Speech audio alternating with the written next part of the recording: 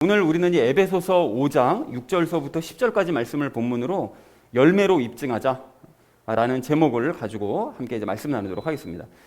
자, 우리가 지난주에 그 5장 말씀을 시작을 하면서 그 하나님 우상을 섬기는 사람들에 대해서 함께 이야기를 나눴습니다. 그래서 관련된 이야기 우리 지난주에 두 가지를 나눴는데 여러분 주보가 없죠. 그래서 그 어떤 얘기 나눴는지 혹시 기억이 나시나요? 첫 번째 우리 나눴던 이야기가 그렇습니다. 우상숭배자의 정체를 우리가 알자라고 이제 말씀을 드렸었죠. 그러니까 바울이 이 말하는 그 우상은 어떤 우상이라고 그랬습니까? 세상에서 섬기는 걸 우상을 이야기하는 것이 아니라 하나님 우상을 이야기하는 것이라고 그랬죠. 왜냐하면 에베소 성도들을 대상으로 지금 하는 얘기이기 때문에 하나님의 우상에 대해서 얘기를 했는데 그 과거서부터 지금까지 그 상상대로 믿는 그런 사람들은 계속 여전히 많았었다라는 얘기를 우리 지난주에 말씀을 나누면서 하나님 우상을 섬기는 사람들은 겉으로 봐서는 모른다고 그랬습니다. 왜 그러냐면 자기도 열심히 하나님 믿고 있다고 생각하거든요.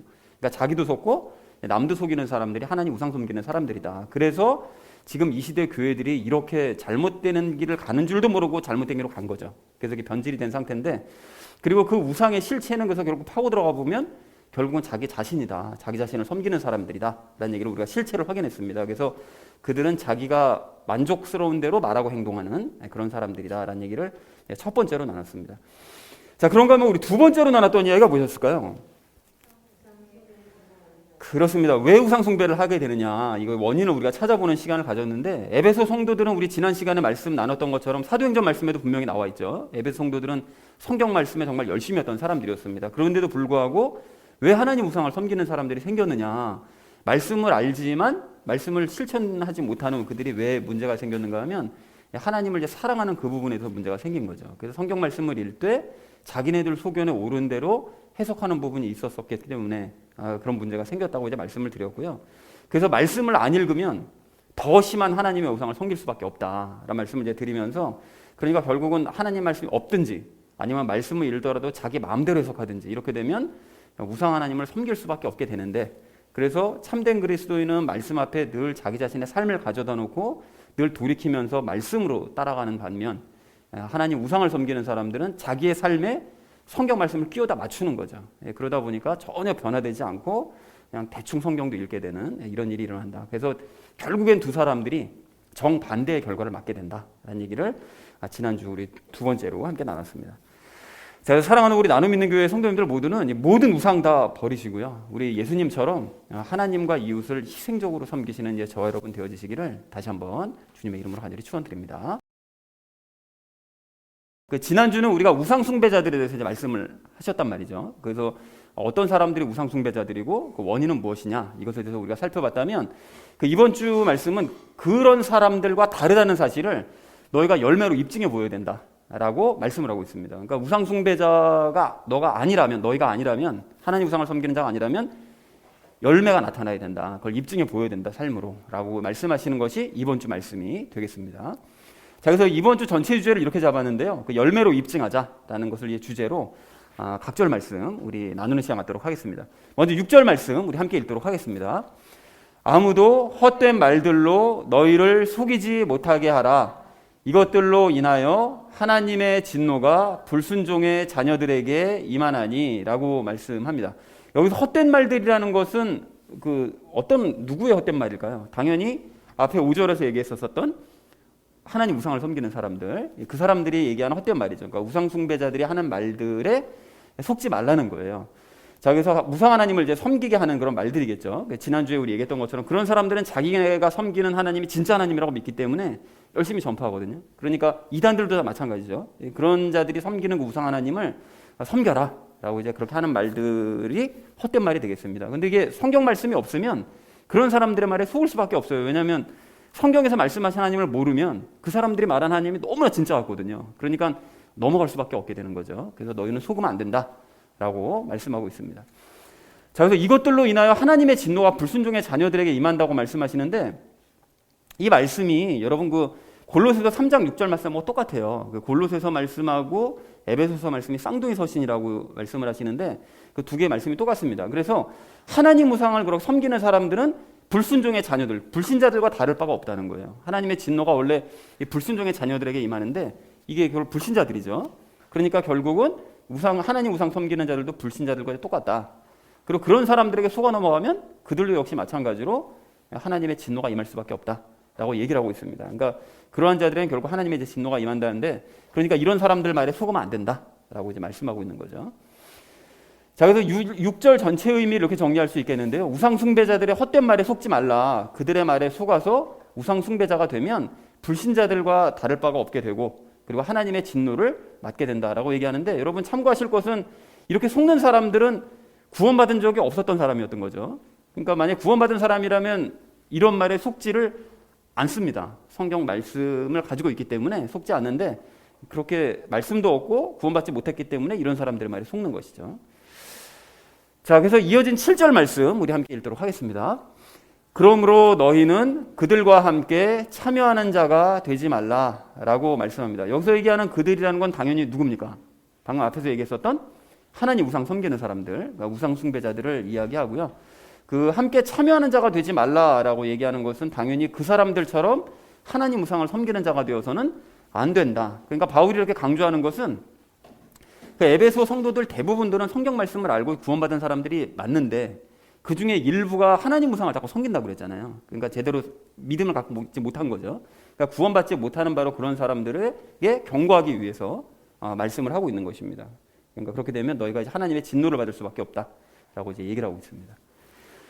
자, 7절 말씀을 이렇게 정리할 수 있겠는데요. 그러므로 너희는 하나님 우상을 섬기는 자들이 되지 말라라고 말씀하셨다는 것이 7절의 의미가 되겠습니다. 자, 이어진 8절 말씀 우리 함께 읽도록 하겠습니다. 너희가 한때는 어둠이었으나 이제는 주 안에서 빛이니 빛의 자녀들로서 걸으라 라고 말씀하세요. 여기서 한때는 어둠이었다고 얘기하는 것이 그 에베소 성도들이 과거에는 어둠 속에서 우상을 섬기던 자들이었죠. 열심히 우상 섬기던 사람들이었습니다. 그러다가 변화된 사람들인데, 문제가 뭐였는가 하면 그렇게 복음을 듣고 하나님을 섬기는 사람들로 바뀌어야 되는데 바뀐 사람들도 많았지만 대상만 바꿨을 뿐 여전히 하나님 우상을 섬기는 사람들이 있었다는 게 이게 문제였던 거예요. 그러니까 뭐 아폴로 섬기고 뭐 제우스 섬기던 사람들이 그 아폴로 제우스가 내가 섬기던 그 신이 아폴로 제우스가 아니라 하나님이었구나라고 생각하고 아폴로 제우스 섬기듯이 하나님 섬기는 거예요.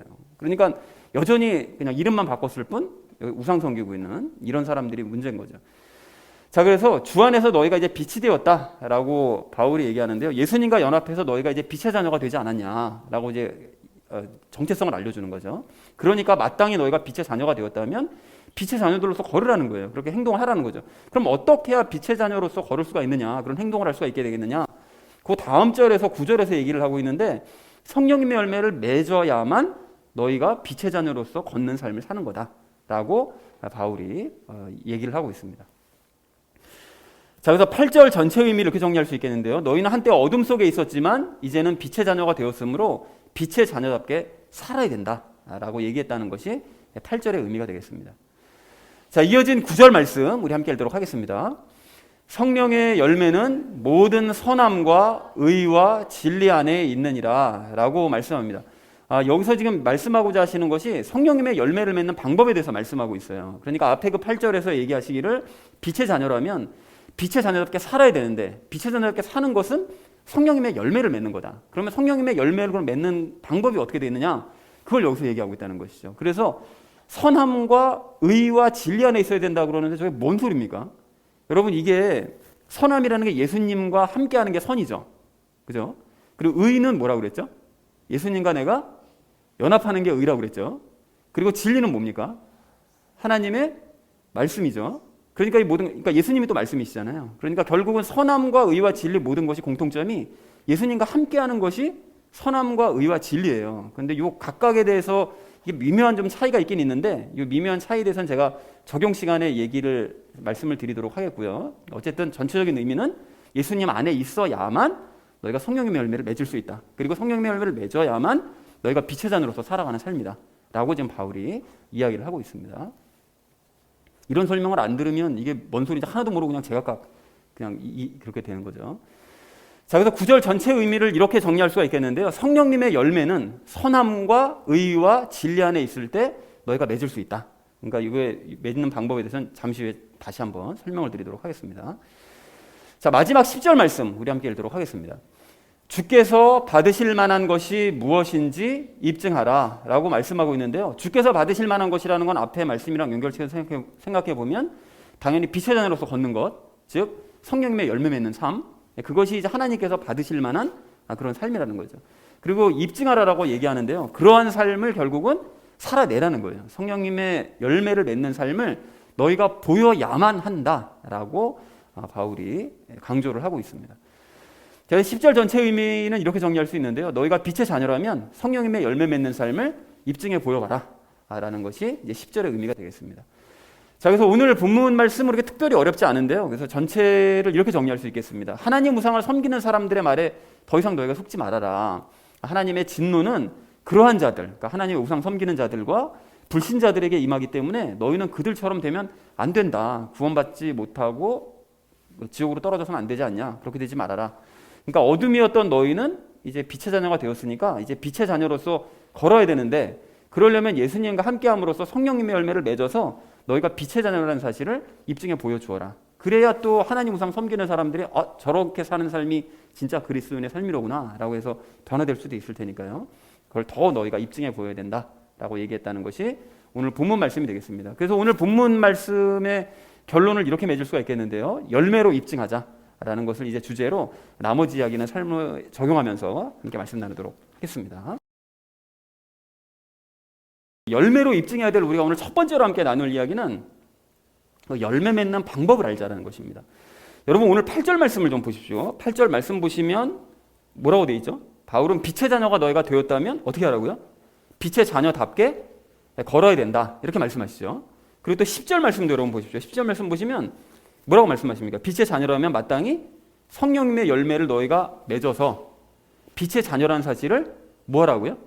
입증해 보여야 된다 라고 이제 말씀하고 있습니다. 그러니까 바울이 지금 얘기하고 싶은 바가 뭐냐, 그리스도인으로서 성령님의 열매를 맺는 것은 뭐 맺어도 되고 안 맺어도 되고 이런 개념이 아니라 반드시 어떻게 하라고요? 맺어야만 한다 라고 지금 바울이 명백하고 얘기를 하고 있습니다. 자, 근데 참고로 여러분 성령님의 열매가 뭐죠? 우리가 맨날 성령님의 열매 이렇게 얘기하는데 성령님의 열매가 뭡니까? 좀 근본적인 질문을 드려봅니다. 뭡니까? 성령님의 열매가 성령님과 연합한 사람이 인격적으로 변화되는 모습들 나타나는 거, 그것이 성령님의 열매죠.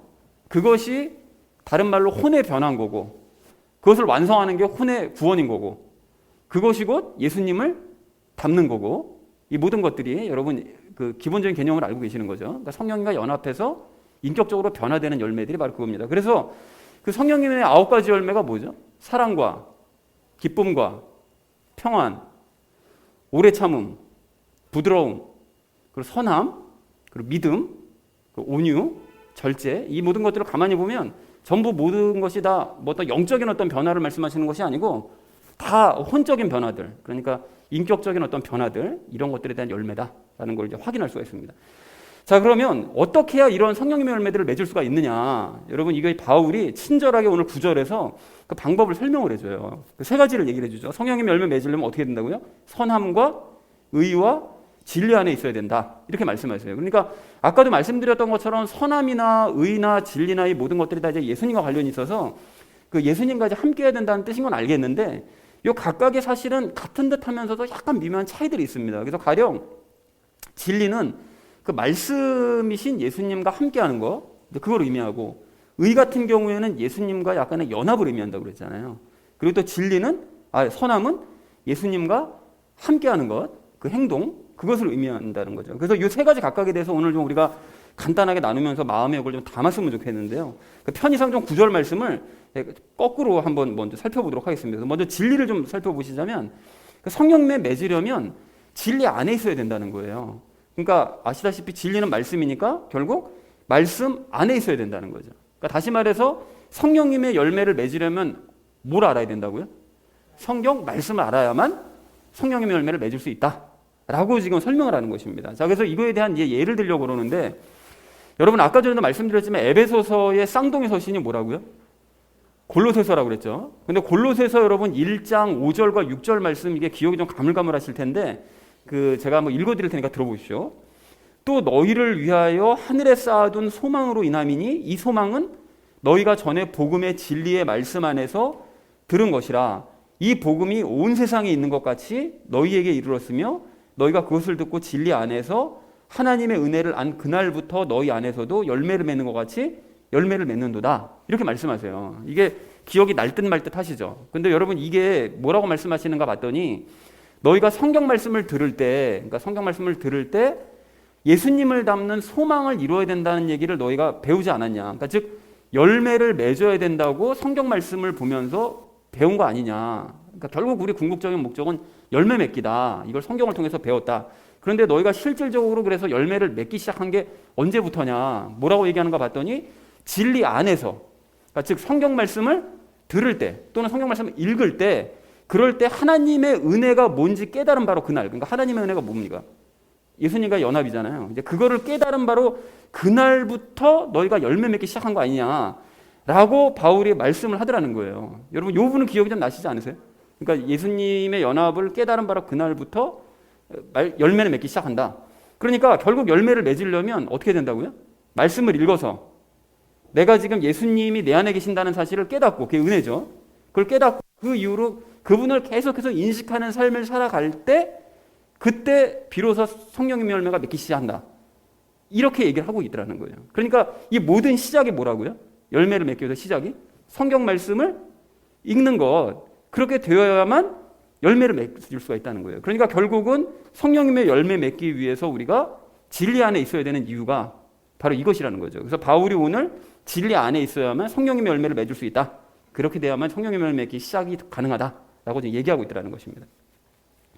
자, 그런가 하면 두 번째로요. 성령님의 열매를 맺기 위해서 바울이 두 번째로 뭐 안에 있으라고 얘기합니까? 의 안에 있어야 된다고 얘기하잖아요. 그런데 의는 하나님께서 옳다 하시는 바가 의라고 그랬어요. 근데 이거를 좀 더 발전시켜서 생각하면 궁극적으로 하나님의 뭐를 옳다고 생각하신다고요? 예수님과 연합하는 것을 옳다고 생각하신다고 그러죠. 그러니까 결국 의는 예수님과의 연합을 의미하는 것입니다. 그리고 여기서 한 걸음 좀 더 나아가서 생각해 보면 우리는 이미 그리스도인들은 다 예수님과 연합한 상태잖아요. 그러니까 연합한 상태인데 바울이 9절에서 의 안에 너희가 있어야 된다라고 말하는 그 뜻은 결국은 예수님과 너가 연합했다는 사실을 어떻게 하라고요? 더 인식하며 살아야 된다. 이거를 지금 얘기하고 있는 거죠. 그러니까 좀 더 의역하자면 그 연합하신 예수님을 자꾸 의식하면서 너희가 자꾸 그분께 말씀드리고 기도해야 된다라는 의미가 된다라는 것입니다. 자, 그러면 왜 예수님을 우리가 자꾸 인식하고 의식을 해야 되느냐? 여러분, 그래서 예를 들려고 그러는데, 여러분 성령님의 열매 중에 아까 전에 말씀드렸던 열매 중에 가령 우리가 그 오래 참음과 부드러움의 열매를 맺고 싶어요. 인간관계에 있어서. 그래서 사람들을 오래 참아주고 내 주변의 가족들도 막 오래 참아주고 막 부드럽게 대해주려고 막 이렇게 내가 마음 먹었다고 가정을 한번 해보십시오. 그렇게 가정을 하는데, 근데 해보신 분은 아시겠지만 그게 잘 되던가요? 예, 안 돼요. 그 뭐 가족도 마찬가지지만 가족은 더 그럴 수도 있고, 어쨌든 주변 사람들을 이게 막 오래 참아주고, 그 꼴 보기 싫은 모습을 오래 참아주고 그걸 막 부드럽게 대해주고 이게 되느냐? 절대 안 돼요. 그래서 우리는 그게 잘 안 되는 이유까지 다 알고 있습니다. 그게 왜 안 됩니까? 아니, 우리가 예수님과 연합했다면서요. 그리고 열매가 맺혀져야 되는데 저절로 안 맺혀지잖아요. 현실적으로. 왜 안 되느냐? 왜 안 된다고요? 우리 육체 안에 있는 죄가 그 열매 맺기를 자꾸 방해하기 때문에 그래요. 그래서 가령 죄가 우리 안에서 이렇게 식으로 얘기를 하는 거예요. 야, 이런 열받는 상황에서 저 인간을 참아줘야 된다고? 그것도 오래 참아줘야 된다고? 말이 되냐 그게? 그리고 저런 인간한테 내가 부드럽게까지 대해주고 부드럽게 말을 해야 된다고? 야, 예수님도 그렇게 못하겠다. 야.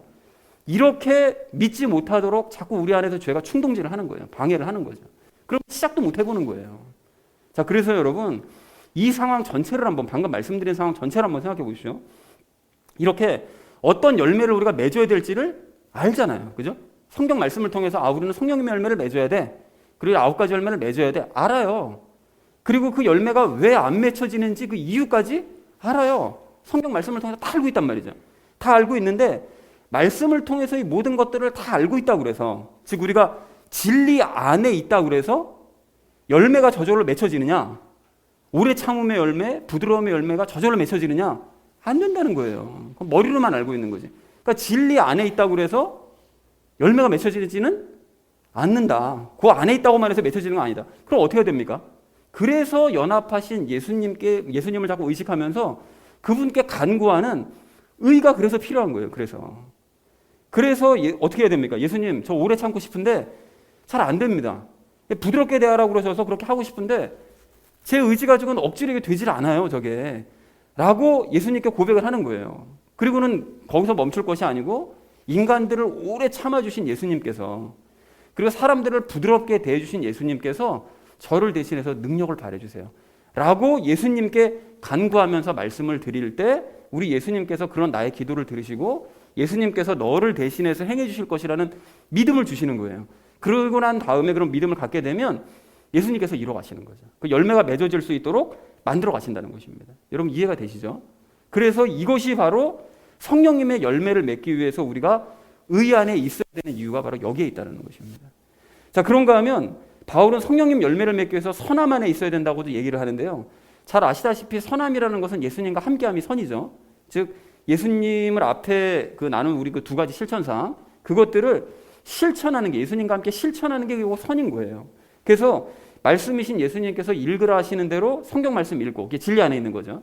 그리고 연합하신 예수님을 인식하면서 말씀드리는 일, 이게 의 안에 있는 거죠. 이것들을 계속해 나가는 거예요. 그렇게 진리 안에, 의 안에 계속해서 거하면서 그 실천하는 그 삶이 그 선인 것이고, 그러니까 예수님과 함께하는 거니까요. 그게 선인 것이고, 그러한 선한 일을 믿음으로 계속해 나갈 때 우리는 성령님의 열매를 지속적으로 맺게 될 수 있을 줄 이렇게 믿습니다.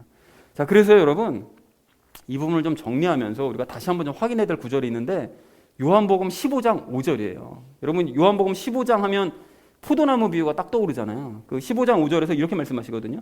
나는 포도나무요 너희는 가지니라. 사람이 내 안에 거하고 내가 그 안에 거하면 바로 그 사람은 많은 열매를 맺나니 나 없이는 너희가 아무것도 할 수 없느니라. 그러니까 여러분 이 말씀을, 너무 유명한 말씀이고 너무 잘하는 말씀이니까, 그러니까 이 말씀을 그냥 단순하게 이해해서 난 예수님과 연합했고 포도나무이신 예수님과 가지인 내가 연합을 했으니까 뭐 열매는 저절로 맺힐 거야.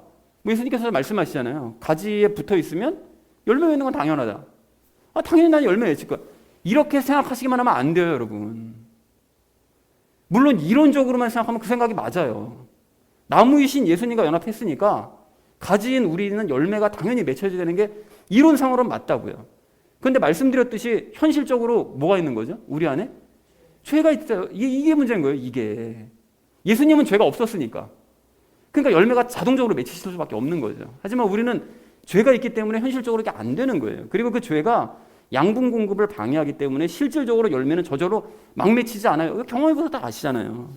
왜 안 되지? 할 게 아니라고요. 그게 방해하는데 그걸 방치하고 있으면, 죄의 방해를 그냥 방치함으로써 성령님을 억누르고 있으면, 그러면 열매는 절대 저절로 맺혀지지를 않는다라는 것입니다. 그렇기 때문에 예수님과 연합하면 열매는 저절로 맺힐 거야, 이렇게 생각하는 것은 이론만 알고 실제는 모르는 아주 너무 순진한 생각이라는 거죠. 그래서 성경을 전체적으로 읽어야 되는 거예요. 한 부분만 읽을 게 아니라. 그래서 열매를 맺고 싶다면 어떻게 된다고요? 원래는 노력해서는 안 되지만 처음 시작은 그 노력이라 하긴 좀 그런데 노력 아닌 노력을 해야 됩니다. 그러니까 뭔 소린가 하면 가령 의지적으로 내가 말씀을 읽으려고 해야 되고, 또 의지적으로 예수님을 계속 인식하려고 해야 되고, 의 안에 있어야 되려고 해야 되고, 믿음으로 그 선한 모든 일들을 행하려고 시도하려고 하는 그 노력이라 하긴 그렇지만 어쨌든 그것을 하려고 하는 그 모습이 필요하다는 거예요. 그런데 그게 습관으로 자리를 잡게 되면 그게 더 이상 노력이 되지 않아요. 시간이 지나고 나면 그냥 말씀을 기쁜 마음으로 자발적으로 읽게 되는 거예요. 그냥 저절로. 그리고 노력하지 않아도 예수님이 그냥 인식이 되어져요. 그걸 막 인식해야지 이게 아니라 그냥 인식이 되어지는 거예요. 그냥 더 많이 생각하게 되는 거죠. 그러면 예수님이 함께 계심이 확연하게 느껴지기 때문에 그분과 함께 자연스럽게 믿음으로써 모든 일들을 실천하게 되어지게 된다는 것입니다. 그러면 열매는 맺어지는 거예요. 왜요? 진리 안에 있고 의 안에 있고 선함 안에 있으니까 열매는 맺혀져 가는 거죠. 생각해 보세요, 여러분. 그 젊은 사람들이 뭐 이성과 썸 탈 때 여러분 그 과정을 이렇게 생각을 해보시면 처음에 어떻게 하죠? 그러니까 뭐 둘이 연애를 하는 게 아니라 그냥 썸 타는 그 순간에는 처음에는 막 상대방을 더 인식하려고 막 하잖아요. 그리고 또 뭐 바쁜 중에도 시간 내서 전화 한 통이라도 더 하려고 막 하고, 또 막 선물도 내가 뭘 하면 좋아할까 막 이런 거 생각해가지고서 정성 들여 포장해서 막 주기도 하고, 이런 노력이라 하긴 그렇지만 좀 노력 같은 걸 막 하잖아요. 그런데 그것이 뭐 노력이라면 노력인데 시간이 지나고 나서 서로가 좋아지게 하면 어떻게 됩니까? 그렇게 되면 그때는 더 이상 그걸 노력이라고 생각하지 않고 자발적으로 기쁜 마음으로 모든 일들을 행하게 되는 거죠. 그리고 자연스럽게 상대방을 더 많이 생각할 수밖에 없어요. 그 사람이 내 마음에 그냥 들어와 있으니까. 그리고 그걸 너무 당연하게 생각하는 거죠. 그리고 서로에 대한 믿음도 더 많게 되어지게 되는 것이 이것이 자연스러운 이치라는 것입니다. 그렇게 되면 결국은 결혼이라는 열매로 이제 이어지게 되겠죠. 자, 그래서 사랑하는 우리 나눔 있는 교회 성도님들 모두는 이 선함과 의와 진리 안에 거하는 이 삶을 여러분 습관하셔서 열매 맺으시기 바랍니다. 여러분 그렇게 하셔서 빛의 자녀임을 입증해내시는 저 여러분 되어지시기를 주님의 이름으로 간절히 축원드립니다. 자, 열매로 입증해야 될 우리가 오늘 두 번째로 나눌 이야기는 속지 말자는 것입니다. 속지 말자. 여러분 오늘 6절 말씀을 좀 보십시오. 6절 말씀 보시면 바울은 우상 숭배자들에게 속지 말라고 말씀을 해요. 근데 이 말씀을 여러분 거꾸로 생각해 보시면 그런 우상 하나님을 섬기는 사람들의 말에 자칫 잘못하면 속아 넘어갈 수가 있다라는 뜻인 거잖아요. 그래서 마지막 때가 되면 예수님께서 뭐라고 말씀하시죠? 그 택한 자들도 미혹되리라 이렇게 말씀하시잖아요. 그러니까 속을 수 있다는 거예요. 그게 맞습니다. 그러니까 지난주에도 말씀드렸던 것처럼 하나님 우상을 섬기는 사람들은 자기가 믿는 그 우상을 진짜 하나님이라고 생각해요. 진짜 하나님이라고 생각하면서 열심히 전하기 때문에 우리가 말씀으로 분별력이 없으면 그런 사람들의 말에 그냥 속아 넘어갈 수 있습니다. 근데 중요한 건 속는 것 자체가 문제가 아니에요. 더 큰 문제가 있는데 그렇게 속고 나면 6절 하반절에서 어떻게 된다고 말씀하시죠? 하나님의 진노가 임한대요. 이게 문제인 거예요. 이게. 그러니까 하나님 우상을 섬기면서 이 우상을 섬겨야 된다. 이런 하나님 섬겨야 된다고 남을 속이는 바로 그 사람은 당연히 진노받습니다. 근데 그 사람도 억울할 거예요. 자기는 그게 진짜 하나님인 줄 알았거든요. 그러니까 말씀 안 보고 엉뚱한 하나님 섬기니까 나중에 억울한 꼴 당하는 거죠. 근데 그런 사람들에게 속는 사람들도 진노를 받는다는 거예요. 속는 사람들도. 근데 그런 사람들은 아까 전에 말씀드렸듯이 진짜 그리스도인이 아니었겠죠. 그러니까 속아 넘어갔겠죠. 근데 어쨌든 그런 사람들이 진노를 받는다는 거예요. 자, 그러니까 애초에 그런 사람들에게 속지를 말아야 되는데 그러면 어떻게 해야 속지 않을 수 있느냐? 뭐 여러 가지 방법이 있겠지만 오늘 본문 말씀에서 답을 찾아보자면 뭡니까? 뭘 보면 알 수 있죠?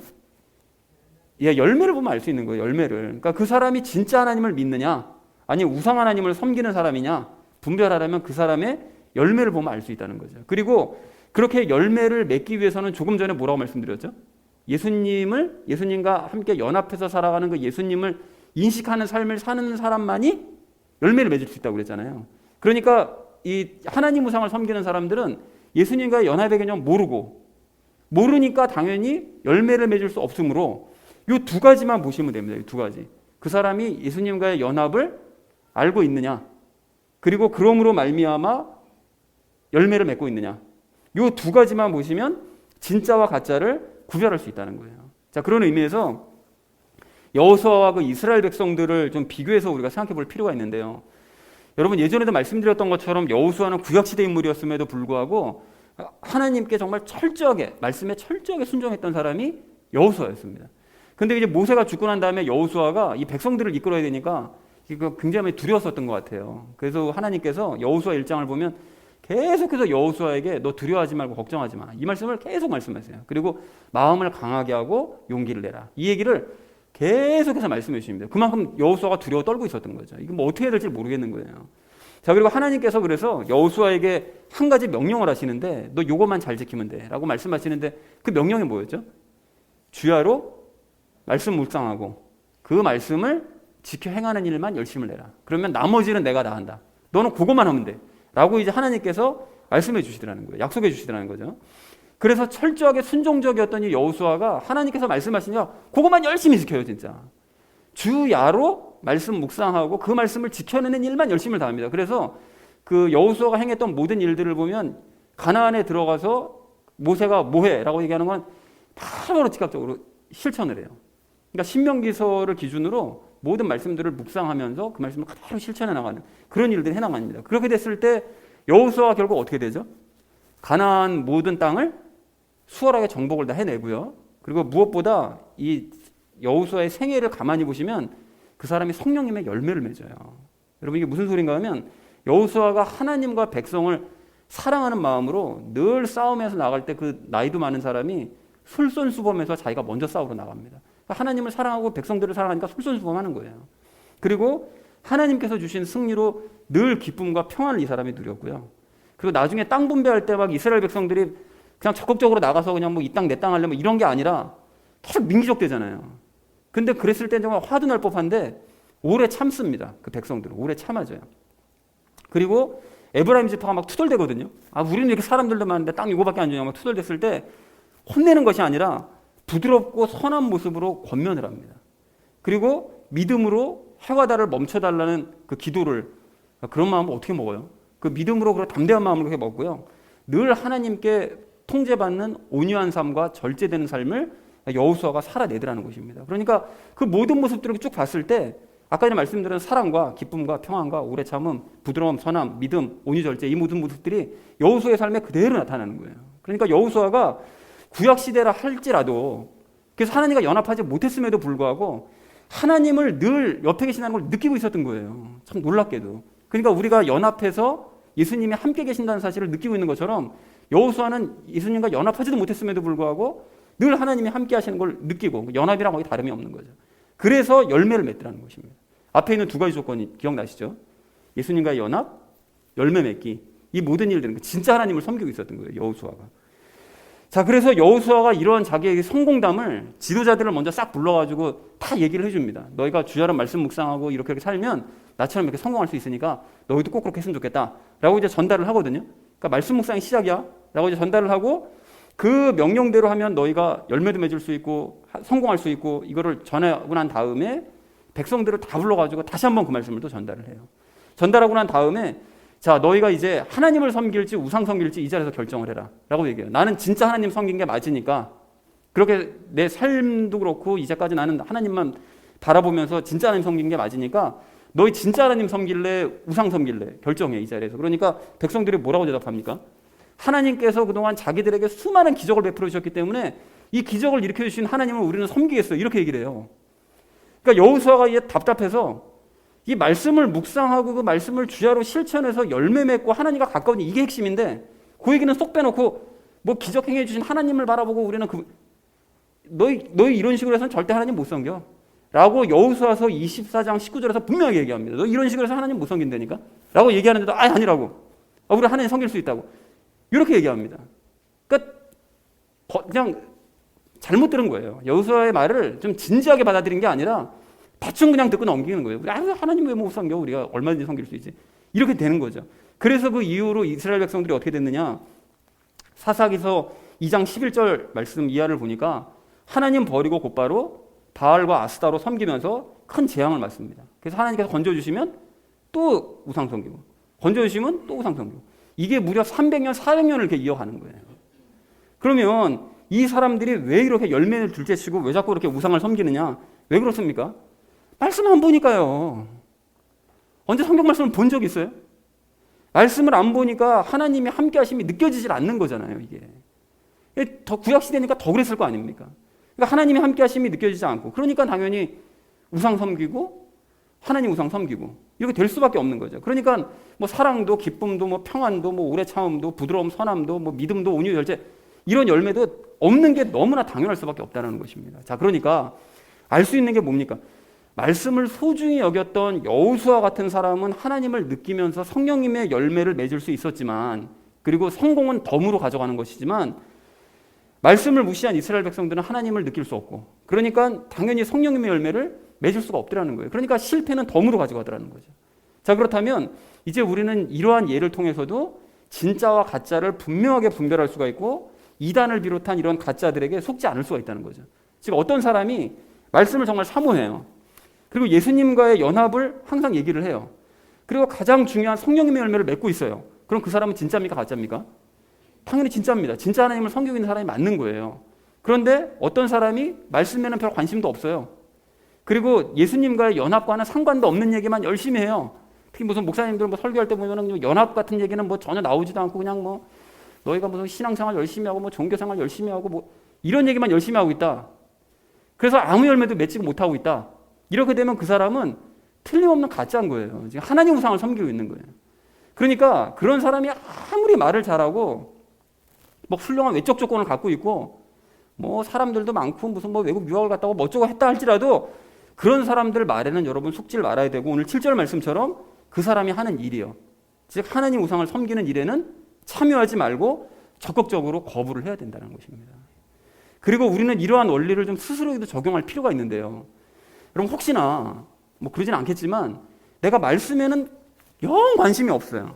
뭐 영 관심이 없어. 그냥 뭐 보고 싶지도 않고 보는 것도 지겹고 말씀에는 관심도 없고 그리고 연합과는 관련도 없는 가르침들 있잖아요. 그런데 혼적으로는 정말 막 흥미로운 거, 막 재밌는 거 막 내 삶에 막 유익이 될 것 같은 막 그런 가르침들이에요. 막 그런 설교들 막 이런 것만 자꾸 끌리는 거예요. 막 그런 거에만. 그렇게 끌리고 열매 맺는 것에 대해서 하긴 별로 관심이 없다. 이렇게 된다 그러면 내가 지금 믿고 있는 하나님은 하나님이 아니라 사실은 하나님 우상을 섬기고 있을 가능성이 굉장히 크다는 사실을 깨달아야 됩니다. 이스라엘 백성들이 그렇게 시작했다 그러고 망한 거예요. 계속 그렇게 발전돼 가다가. 그리고 그걸 깨달았다면 이제 더 이상 그런 일에 참여하기를 거부하고 바른 길로 돌아와야 될 줄로 믿습니다. 사랑하는 우리 나눔 있는 교회 성도님들 모두는 교묘하게 하나님의 우상을 섬기는 자들의 말에 속지 않으실 줄로 그렇게 믿습니다.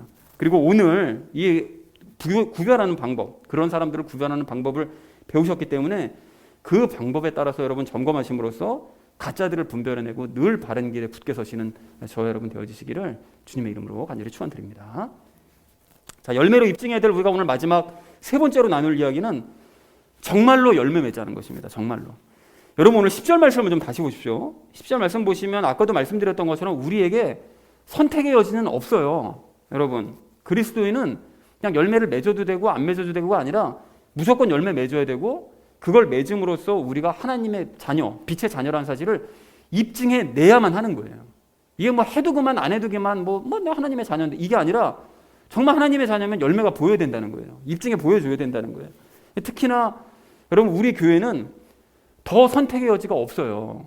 여러분 뭐 잘 아시는 것처럼 우리 교회는 남들에게 보여주기조차 민망할 정도로 규모가 작습니다. 여러분 그 남들을 우리 교회로 인도하려고 할 때 한다고 혹시 그런 마음을 가지셨었다면 그런 것도 혹시 마음에 걸리지 않으셨어요? 교회가 교회 같지 않아가지고 데려오기가 좀 민망스럽다. 이런 마음을 먹으셨어도 무리는 아닐 수 있어요. 그 정도로 우리 규모가 작습니다. 거기다가 예배는 정말 최소한의 횟수로만 예배 드리고 있어요. 보통 아침 예배 드리면 바로 이어서 점심 식사하고 그냥 오후 예배까지 드리고 가잖아요. 하루에 적어도 주일 예배 2번 드리잖아요. 그리고 뭐 많은 경우에는 큰 교회 같은 경우에는 1부서부터 오후 예배까지도 막 열심히 드리고 이런 경우도 있는데 최소한의 예배만 딱 한 번만 드리고 있고요. 예배를 드릴 때도 최소한의 자원만 가지고 우리 예배 드리고 있어요. 우리가 뭐 악기가 있습니까? 뭐 그렇다고 화려한 무슨 뭐 영상시설이 있습니까? 아무것도 없어요. 그리고 어떤 행사나 어떤 프로그램도 우리 교회에 없습니다. 그러니까 세상 사람들이 볼 때도 기존 교인들이 볼 때도 우리 교회는 전혀 익숙하지 않은 교회고 교회 같지 않은 교회라고 생각할 수 있어요. 그렇게 볼 수 있습니다. 객관적으로 판단했을 때 충분히 그럴 수 있어요. 그럼에도 불구하고 우리 교회가 하나님께 사랑받는 교회라고는 자부심을 갖고 있는 이유가 뭡니까 여러분? 저만 갖고 있어요? 그런 자부심? 여러분 그런 자부심을 갖고 있는 이유가 뭐예요? 여러분 성경을 우리가 가장 소중히 여기되 신구약 전체 내용 중에서 가장 중요한 진리요. 그게 뭐죠? 연합의 진리요. 그걸 우리가 깨닫고 그래서 연합하신 예수님과 함께 믿음으로 살면서 열매 맺는 걸 가장 중요하게 여기고 있는 교회이기 때문에 그래서 우리가 하나님께 사랑받는 교회라고 자부심을 갖고 있는 거잖아요. 그래서 그거를 우리가 계속해서 제가 설교 시간마다 증명해 보여드리고 이걸 계속해서 강조하고 있는 거 아닙니까? 다른 거 다 필요 없다. 열매 없으면 말짱 다 소용없다. 열매 있는 거 증명해 보여라. 계속 이 얘기만 하고 있는 거잖아요. 자, 그런데 여러분 만약에 우리 중에 어떤 딱 한 사람만이라도 나는 성경 읽는 게 난 그렇게 신앙생활에서 중요하다고 생각하지 않아 전혀. 그리고 성경 내용 중에 뭐 가장 중요한 게 무슨 연합의 진리야. 난 그렇게 생각하지 않아. 그게 무슨 게 제일 중요하냐? 그리고 말씀대로 사는 것이나 열매 맺는 게 난 중요하다는 것도 전혀 동의하지 못하겠어. 이거 말씀대로 못 살면 어때? 열매 좀 못 맺으면 어때?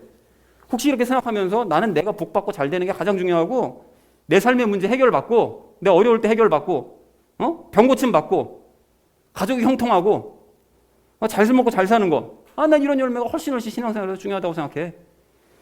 혹시라도 조금이라도 이렇게 생각하는 사람이 있다면 마음 한켠에 조금이라도 그런 생각을 하는 사람이 있다면 그리고 우리 전체가 혹시나 크든 작든 그런 말에 맞아 그렇게 맞는 거 아닌가? 이렇게 혹시라도 동의를 한다면 우리 교회는 좀 극단적으로 말씀드려서 이 땅에 존재할 이유가 없고 아무런 가치도 없는 교회요. 세상에서 가장 초라한 교회가 될 수밖에 없습니다. 그렇잖아요, 여러분. 사람들 보기에 이게 무슨 뭐 번듯한 규모나 뭐 가지고 있습니까, 우리가?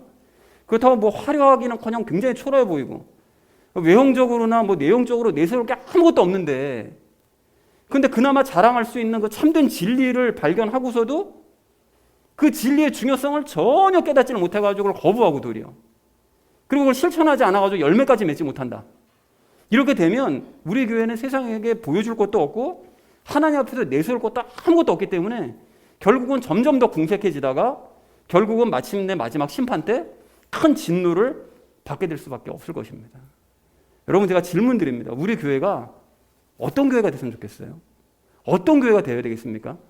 여러분, 작지만 진리를 품어서 하나님께 사랑받는 교회가 되어야 되겠습니까? 아니면 진리는 뭐 끝까지 그냥 내팽겨치고 진리고 뭐고 뭐 다른 교회들처럼 이 땅에서 잘 살기 위해서 하나님 우상이나 열심히 섬기면서 사람에게 사랑받는 그런 교회가 되겠습니까? 대답은 자명한 거예요, 여러분. 뭐가 정답인지 알고 계시잖아요. 그리고 그러한 교회가 여러분 되고 싶다면, 진짜 교회가 되고 싶다면 다른 교회 눈치 보지 말고 다른 교회랑 비교하지 말고 진리 붙잡고 있으면 진리대로 살아야 될 거 아니겠어요? 이 귀한 진리를 발견했으면. 그러니까 여러분, 우리가 앞에서 나눴던 말씀 읽기, 또 예수님과의 그 연합을 늘 인식하면서 살아가기, 그리고 예수님과 믿음으로 살아내기를 실천해야 된다는 것입니다. 그래서 그 모든 일들을 가능하게 하기 위한 가장 기초적인 작업인 이 말씀 읽기를 그래서 이렇게 열심히 강조하고 있는 거예요. 사랑하는 우리 나눔 믿는 교회 성도님들 모두는 이제 정말로 살아내시고 정말로 열매 맺으시기 바랍니다. 그 일만이 중요한 거예요. 그 일만이. 그러려면 여러분 말씀 읽기와 또 예수님을 인식하는 그 기도의 삶, 그리고 예수님과의 그 믿음의 삶을 여러분 실천해 내셔서 열매 맺으시고, 그래서 빛의 자녀임을 입증해 내시고, 그리고 교회가 비록 작지만 참된 진리 위에 서 있는 교회라는 사실을 입증해 내시는 저와 여러분 되어주시기를 주님의 이름으로 간절히 축원을 드립니다. 첫 번째 우리 나눴던 이야기가 무엇이었었죠? 열매 맺는 방법을 알자라 그랬었죠. 열매 맺는 방법을 알자. 그런데 왜 대전제로 말씀을 드렸던 것이 열매를 맺는 것은 뭐 맺어도 그만, 안 맺어도 그만, 그것이 아니고 열매는 선택이 아니라 반드시 필수다. 열매 맺는 것은 라는 걸 전제로 말씀드렸습니다. 그리고 말씀드린 것이 열매 맺기 위해서는 우리가 뭐뭐과 무어와 뭐 안에 있어야 된다고 말씀을 드렸어요. 뭐 안에 있어야 된다고요? 그렇죠. 선함과 그 다음에 또 뭐와? 의와. 좋습니다. 그리고 뭐 안에 있어야 된다고요? 그렇습니다. 진리 안에 있어야 됩니다. 그러니까 말씀 안에 있어야 되고 예수님과 함께 기도하는 삶이 있어야 되고 그 모든 것들을 지속적으로 실천하는 삶, 선함과 의와 진리. 이게 안 그러면 이게 뭔 소리인지 전혀 모르는데 우리가 듣고 나니까 뭔 소리인지 탁 머리가 박히잖아요. 그리고 우리가 기존에 해왔던 얘기가 그대로죠. 그리고 열매는 저절로 맺히는 것이 맞지만 뭐의 방해 때문에? 죄의 방해 때문에. 그래서 우리가 처음은 의지적으로 유의 행위들을 힘써야 된다. 처음에 무조건 이게 되는 게 아니다. 그러니까 의지적으로 우리가 예수님과 함께 하려고 해야 되고 자꾸 그걸 인식하면서 기도해야 되고 성경 말씀을 자꾸 읽으려고 해야 된다. 그래야만 열매 맺기가 비로소 시작될 수가 있다. 라고 말씀을 드렸습니다. 자, 우리 두 번째로 그럼 나눴던 얘기가 무엇이었죠? 예, 속지 말자 그랬습니다. 속지 말자. 자, 그래서 하나님 우상을 섬기는 자나 그에게 속는 자 모두에게 불신자에게 임하는 하나님의 무엇이 임한다? 진노가 임합니다. 그러니까 하나님 우상을 섬기는 자나 불신자나 똑같은 사람들이라는 거예요. 그러니까 하나님의 진노가 이제 임하게 되는데, 그래서 하나님 우상을 섬기는 그런 사람들을 우리가 분별을 하려면 저게 진짜인가 가짜인가, 진짜 하나님을 섬기는 사람인가 가짜 하나님을 섬기는 사람인가 분별하려면 예수님과의 뭐를 인식하고 있는지, 연합을 우리가 인식하고 그 사람이 인식하고 있는지, 그리고 무엇을 맺고 있는지, 열매를 맺고 있는지를 확인하고 이 두 가지만 딱 보면 그 사람이 진짜 하나님을 섬기냐 가짜를 섬기고 있느냐가 눈에 딱 보인다라는 것을 우리가 확인하자고 그랬습니다. 자, 마지막으로 우리 나누던 이야기가 무엇이었었죠? 정말로 열매 맺자고 그랬습니다. 정말로. 우리가 그냥 머리로만 알고 맺어야지 언젠가 이게 아니라 정말로 맺어야 됩니다. 여러분, 입증해 보여야 돼요. 교회의 존재의 이유는 무엇을 읽는 것이요? 말씀 읽기, 그러니까 성경 읽기와 그 다음에 또 존재의 이유가 뭡니까? 연합한 예수님을 인식하면서 드리는 뭘 드려야 됩니까? 기도를 드려야 되는 거죠. 그러니까 예수님을 인식하면서 그분께 계속 제가 안 됩니다. 이게 예수님께서 해주셔야 됩니다. 자꾸 인식 드리는 그 기도와, 그리고 마지막으로 우리가 예수님과 함께 무엇으로 열매 맺는 삶을 살아내야 된다. 무엇을 가지고? 죄와 반대되는 믿음을 가지고 믿음으로 열매 맺는 삶을 우리가 살아내면서 가르치는 거다. 그러니까 예수님과 함께 믿음으로 실천하는 게 이게 선함, 예수님을 인식하면서 기도드리는 게 의, 그리고 성경 말씀 읽는 거, 이것이 진리 안에, 그러니까 진리와 의와 선함 안에, 이것이 바로 교회가 존재하는 이유고, 그래서 우리 교회가 존재하는 이유고요. 작지만 계속 존재하는 이유고, 그것을 또 가르치는 것이 우리가 이 땅에서 행해내야 될 일이다 라는 것을 확인하시면 좋을 것 같습니다. 오늘 말씀은 우리 진심으로 이게 마음 가운데 씨로 뿌려지길 소망합니다. 그래서 사랑하는 우리 나눔 있는 교회 성도님들 모두는 하나님 우상을 섬기는 자들을 여러분 분별해 내시고요. 그리고 오늘 이 나눈 이 방법대로 실천하시고 정말 열매 맺으셔서 빛의 자녀임을 입증해 내시기 바랍니다. 그래서 하나님께서 기뻐하시는 교회를 함께 세워가는 저와 여러분 되어지시기를 주님의 이름으로 간절히 축원을 드립니다. 우리 함께 기도하겠습니다.